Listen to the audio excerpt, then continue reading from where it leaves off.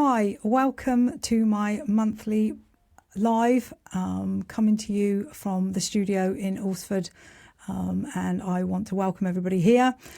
I'm going to be talking tonight about what happens when sex disappears and no one talks about it. So let's start first of all with, I want to make some really clear boundaries before I talk about what I'm going to talk about.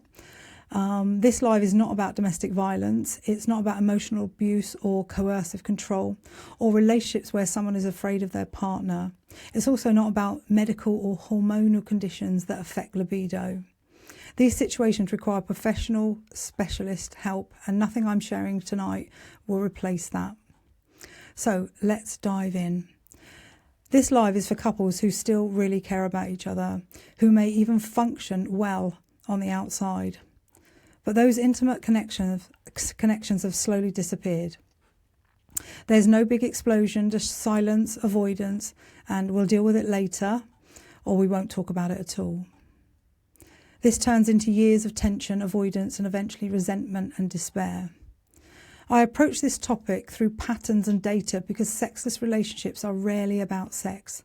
They're about how safe you feel in the relationship, how the desire has come about, how the arousal is connection to you, and eventually how the identity erodes over time.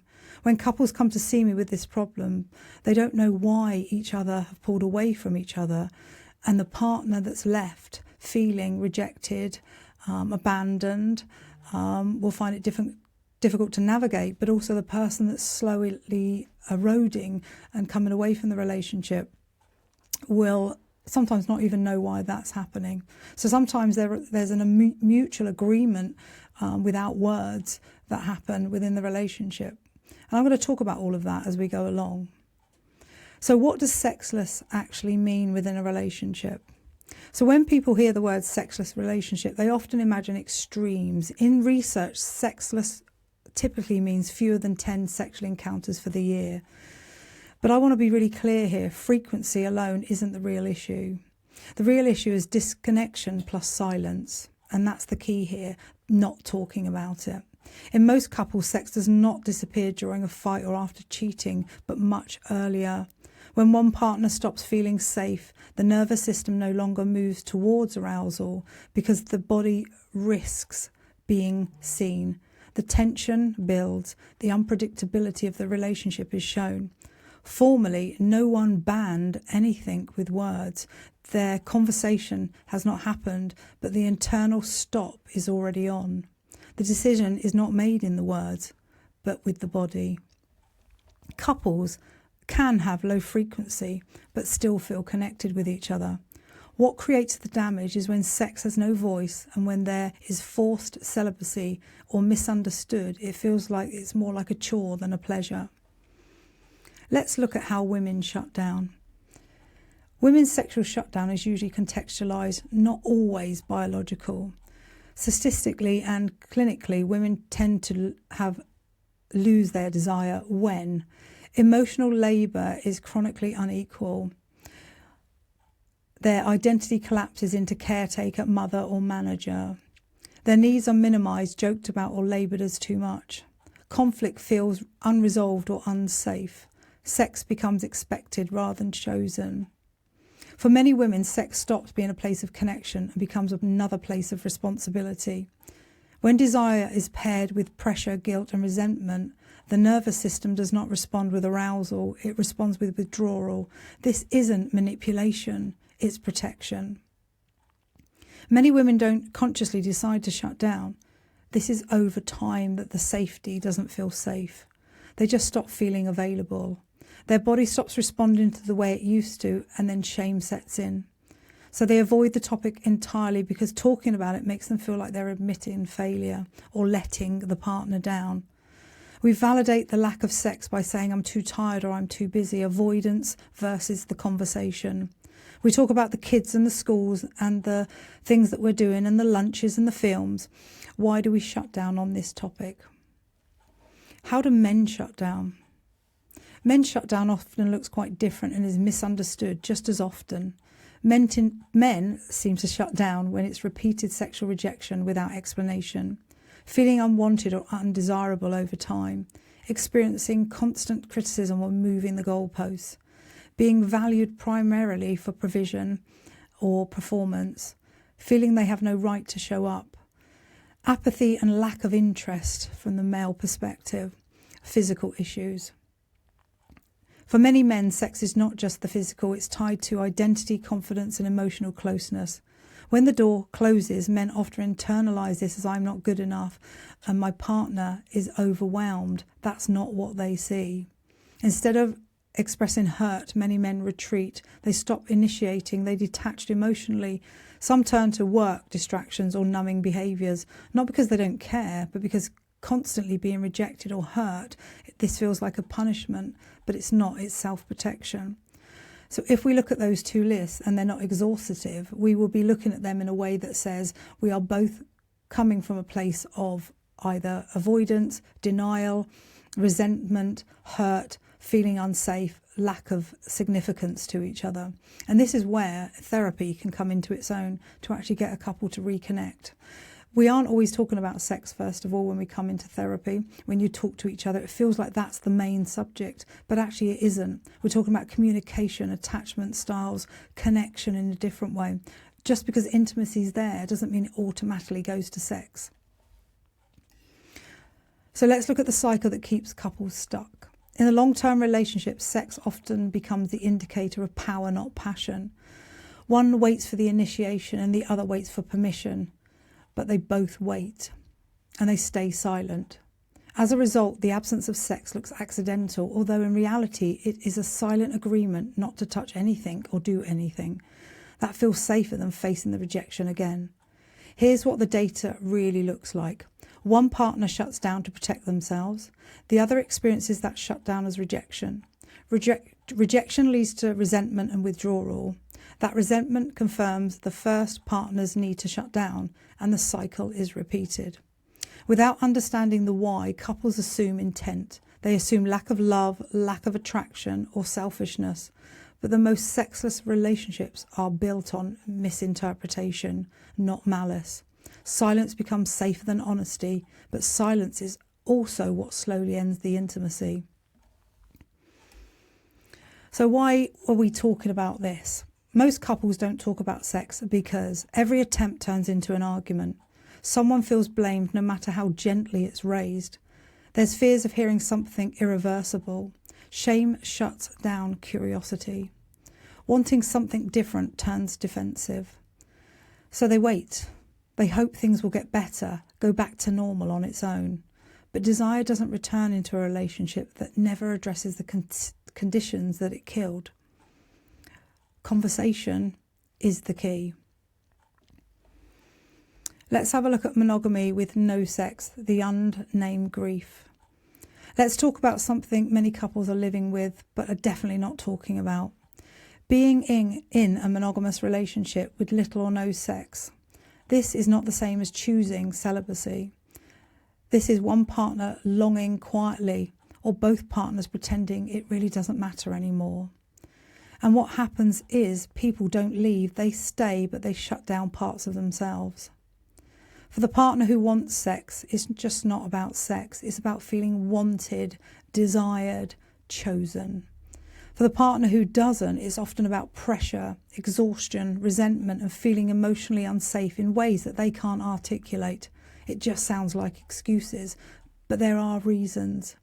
Safety is crucial to start your repair. So instead of talking about it, couples adapt. They become companions, housemates, co-parenting, and they tell themselves this is what a long-term relationship love looks like. But inside, something mourns, the loss of the felt sense of every day, choosing the partner from limerence back then when it was all loved up stage to the power struggle of choosing each other for the place that you now find yourself, complete strangers, not knowing how to awkwardly touch each other. Desire doesn't die because time passes. Desire dies when aliveness disappears. We talk about predictability of the relationship. We talk about emotionally over-functioning, people-pleasing. We talk about parent-child dynamics, who's loving who. lack of polarities. You're both at the other end of this long line of things, and how can we bring that into balance? When one partner becomes the manager, the caretaker, and the emotional regulator, desire has nowhere to land. And here's the uncomfortable truth. Many couples are deeply bonded, but not erotically connected. The relationship is functional, which can feel organised, and how lucky are we? However, functional does not equate to fuckable, as the hurt and the resentment and the lack of respect widens the gap. The question that nobody wants to ask. So the question becomes, and this is where it gets uncomfortable, is it okay to choose emotional safety over erotic aliveness? And if you do, can you grieve that choice honestly without shame? Some couples open relationships. This can feel like the answer, but sometimes it isn't. I've heard one partner say, leave me alone, go fuck someone else. And if they did, they would be devastated. This is a throwaway comment that must not be said, not because they're reckless, they are protecting themselves, but not in the relationship. Others say, closed and accept that the sex will be occasional and absent. Accept what you're being offered. Neither choice is wrong if consented to, but unconscious choices create resentment. The conversation you would have would be, let's negotiate where we're going with this relationship. If it isn't available to me, what choices do I need to make for myself? What couple are really looking for? Underneath all of this, what I hear couples longing for is not more sex, it's the feeling of aliveness again, the energy that you can put into the relationship, the frequency that you could have with each other. To be seen without being managed, to be touched without expectation, to be chosen, not obligated. I'm going to say them again, to be seen without being managed. So any mother-like projection, any father-like projection, being told what to do. To be touched without expectation, just do intimacy for a long time. Just connect with each other in different ways. There is always a possibility that one person will think we've held hands, so it'll be sex tonight. Don't do that as an expectation, because you will be disappointed. We start intimacy and then we talk about how that's going to work through to being a sexual relationship. Don't forget, this has not happened for a long time, so we're building back up to it. To be chosen, to be wanted, to have that feeling of being desired and not an obligation to be desired. I'm doing this because it's something you want, not what I want. We're only consenting half of the time. Most people don't want to leave their relationship. They want to leave the version of themselves they've become inside the relationship. Let's separate out intimacy and sex. Many couples don't do intimacy for the fear of sex. This live isn't about forcing sex on anybody, assigning blame or deciding who's right. It's about understanding shutdown, yours and your partner's, in different ways. When you understand the pattern, you can make real choices for yourself. Has anyone shut down, and if so, why? You have the feelings of rejection, lack of significance, safety, not having the intimacy that leads to sex. Do you want to repair this? Are you willing to change the conditions that led you here? Can you talk honestly about defending that corner? What if space was made for this conversation? What if you both agreed to have an open, curious and transparent conversation? Being honest is different to transparency. When you're asking your partner many questions, what do you feel and what would happen and how would you do it? You're asking them to be honest about things, but you're pulling them like teeth. Transparency is about a conversation saying, this is how I feel. This is when I feel it. I feel nervous. I feel walking on eggshells. I feel this. You're actually telling them what's going on for you. And there isn't a repercussion of that, because what we're looking for is curiosity. Tell me more. What could I do that would make a difference in that moment for you?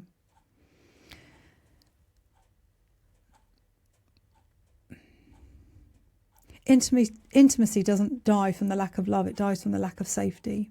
Understanding and repair. That's what most people want in a relationship. And what I want you to walk away with from today is thinking about how you could start that conversation. Couples aren't broken. They're tired. They're overwhelmed. They're quietly grieving a version of love that they thought they would have by now. As we go into a relationship, a long-term relationship, the most important thing to us is an emotional connection. The empire that we've built and the children that we may have had, we've been so busy, the emotional connection has been frayed. And what we want more than anything is not, are you the one, just are you the person that would answer that phone if I needed you? They're feeling less desire, less curiosity, less emotional movement. And that scares people more than the conflict ever did. Numbness is replacing the angst. Tonight isn't about affairs, it's not about betrayal. It's about the silent erosion that's happening inside modern relationships. The kind that doesn't explode out of control, it just slowly fades, which in turn could and does lead to an affair, either emotionally only or emotionally and physically. We are living in a time where relationships are expected to meet our every need. Emotional safety, sexual fulfillment, friendship, financial partnership, co-parenting, personal growth, healing childhood wounds, and do it all while you're exhausted, distracted and overstimulated. Couples today are asking one person to be what used to be collectively done by a village. That's big. And yet intimacy is at its all-time low. Desire is fragile. And sex is often the first thing to disappear, not because the love is gone, but because the nervous system is frayed. Intimacy seems awkward. Intimacy and communication walks out the door together. Now starting a discussion seems more difficult. Let me ask you some questions. Ask yourself gently, when did we, or I, stop being curious about you or each other? Where did desire become the effort instead of the impulse? What do I miss about how I used to feel? Not about my partner, but about myself. Past relationships have the capacity to inherit someone else's trauma. Your partner is not your last relationship. What could you create and the script that you write for the relationship that you're in right now? We've all got experiences from the past, but sometimes we're bringing the family of origin template in, we're bringing past relationship history in to the relationship that we're in right now. How can we soothe that wound to come in as new to this relationship now?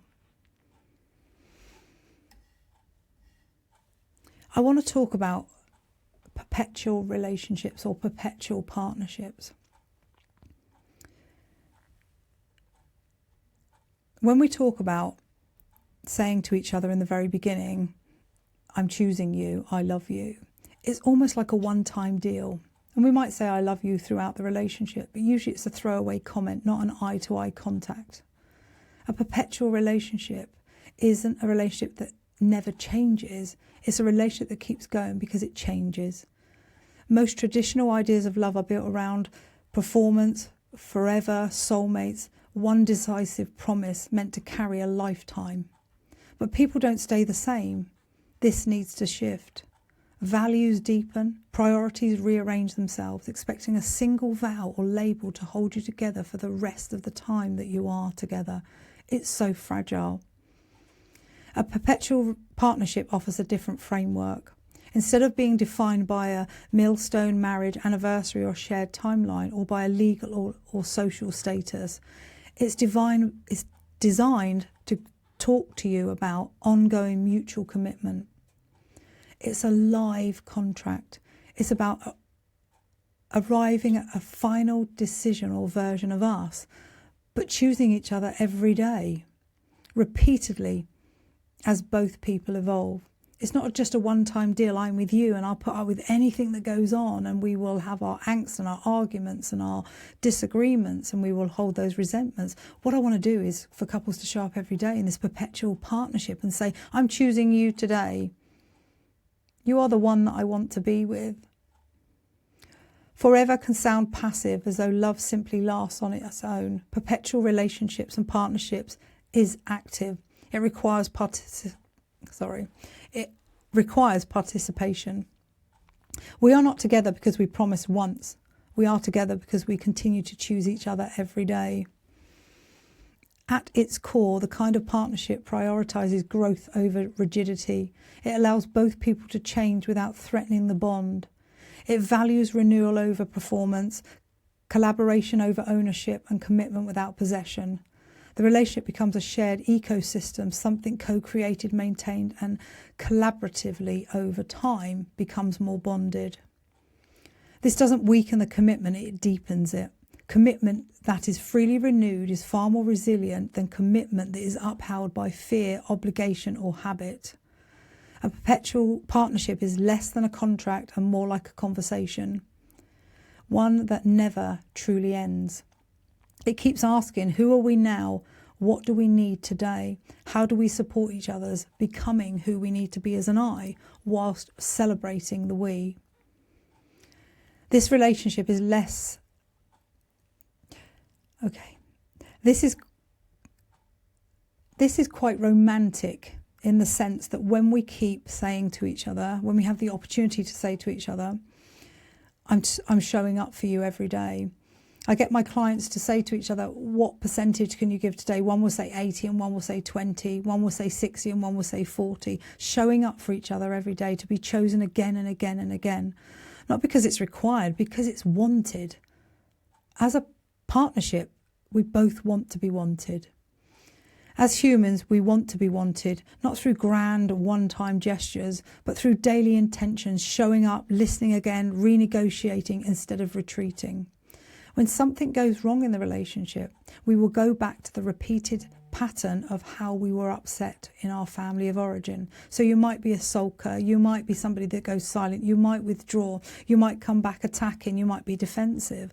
We've got to find a way through all of that so you can come to this peaceful place of going, I'm feeling angry with you right now, but I want you to be curious about how we can work this through. Perpetual partnerships aren't easy. It asks for honesty, flexibility, accountability, and the courage to let go of outdated versions of the relationship. What you had before and you're trying to get back to, you can't, because you've ended up where you are now. And if you've ended up where you are now and you're in that place of division and discourse, then we wouldn't want to end up there again. So we're writing a new script for this relationship. And we look for things like daily intentions. We look for, how are you showing up every day? How are you listening? Are you pseudo-listening, half listening, or are you listening, really listening? You're not preparing what you're going to say before you've listened fully.